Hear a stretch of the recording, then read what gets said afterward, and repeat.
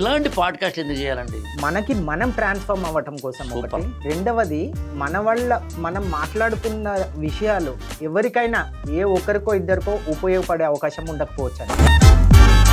నేను మరణించే టైంకి అంటే మరణించిన తర్వాత 100 మందా 1000 మందా 1,00,000 మందా దే షుడ్ ఫీల్ దట్ ఉదయం లేచి నాకు ఇష్టమైన దేవుడిని నేను పూజించి నేను ఒక ప్రశాంతత పొంది అలా నాకు రీఛార్జ్ చేసుకునేంత వరకు నాకు అభ్యంతరం లేదు. నీ మానసిక బలహీనత కూడా దాటిపోయి నువ్వు దాన్ని చాలా వ్యసనానికో గుదానికో దారి తీసేంతలాగా వెళ్ళినప్పుడు ఏమవుతుందంటే డబ్బుని ఎంత విపరీతంగా సంపాదించాలనుకుని ఒక వ్యక్తి అనుకుంటాడో నాకు అభ్యంతరం లేదు. Sky the limit. ధర్మ మార్గంలో ఉన్నావా లేదా? ఎవరైనా చార్ట్ అకౌంటెంట్లు ఇది కనుక వింటే నేను తప్పైతే క్షమించమని కోరుతూ డిస్క్లైమర్ చేస్తున్నాను. అదేంటంటే మందు కొట్టడం చట్టరీత్యా నేరం కాదు. గవర్నమెంట్ ఎక్సైజ్ డిపార్ట్మెంట్ ని పెట్టి మరి December 31 లాంటివి వస్తే టార్గెట్లు పెట్టి మరి జనం చేత తాగిస్తాం. సో ఈ దేశంలో పెళ్లి రద్దు అవ్వాలని కోరిన వ్యక్తిని 20-25 వచ్చేంత వరకు చదువుకోరా, చదువుకున్న తర్వాత పెళ్లి చేసుకో.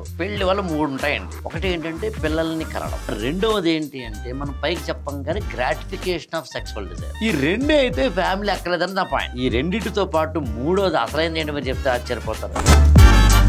కృషితో నాస్తి దుర్భిక్షం అన్నాను, కానీ నేనేమంటానంటే కసితో నాస్తి దుర్భిక్షం అంటాను. ఎందుకు అంటే అసలు కసినే లేకపోతే కృషి ఎక్కడి? ఉద్యోగం పురుష లక్షణం అంటే ప్రయత్నించడం మానవుడి లక్షణం, నాట్ ఫిమేల్ మేల్. అంటే కసితో నాస్తి దుర్భిక్షం అంటే అసలు గొడవ లేదు కదా.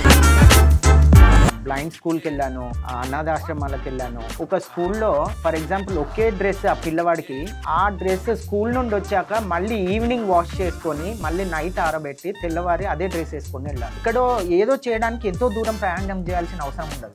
నాకు సిరివెన్నెల సీతారామ శాస్త్రి గారు మా గురువు గారు ఆయన మాట అన్నారు, అరే నువ్వు మంచి చేస్తే నలుగురికి చెప్పాలరా.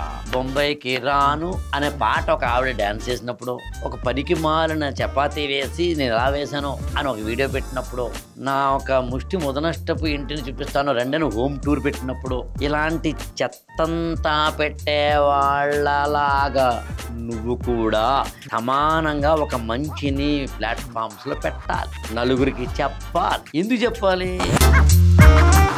ఒక అతను ఎమ్మెల్యే అవ్వాలనుకున్నాడంటే 200 కోట్ల రూపాయలు ఖర్చు పెట్టైనా సరే నేను ఎమ్మెల్యే అవుతాను అన్నాడంటే మళ్ళీ 200 కోట్లు ఎలా సంపాదించాలనే ఉద్దేశంతో 5 ఏళ్ళు కూర్చుంటాడు దాని మీద.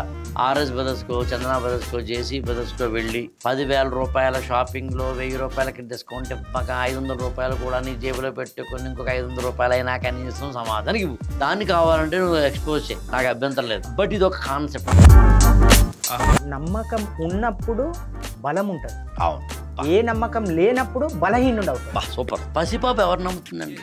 తల్లిని. నాట్ ఈవెన్ తండ్రి. బిగినింగ్ డేస్ లో నాన్న వచ్చినా కూడా భయపడుతుంది. తల్లి ఎలాగైతే పసిపాపకో మనందర పసిపాపలకి దేవుడు అలా. ఇది నాది కాదు, రవీంద్రనాథ్ ఠాగూర్ గీతాంజలి. మానవుడు మూవ్ అవుతాడు, ఒకటి కూర్చోడు. ఆశావాదంతో బతకు. అందులో ఎగ్జామ్ రాయకపోతే 100% ఫెయిల్ అవుతావు. రాయ్.